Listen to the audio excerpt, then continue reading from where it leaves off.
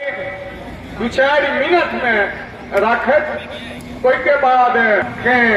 प्रमुख अपन वाणी रखता दू चार में दुआरे जे हम सब 1 बजे चाहबे जे सांसद महोदय के दियन और विधायक सब के दियन। हमारे एगो अपन दिया दिला है नवीन जी जे मझोलिया के क्षेत्र के छै तो हमर दिया अब जय जानकी सब घुटे पर जोर से कहियो जय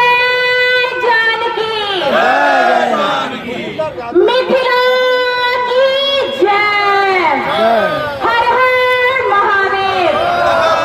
हम मिथिला स्टूडेंट यूनियन के राष्ट्रीय महिला प्रभारी थी और इस धरना में सामूहिक धरना में उपस्थित थी।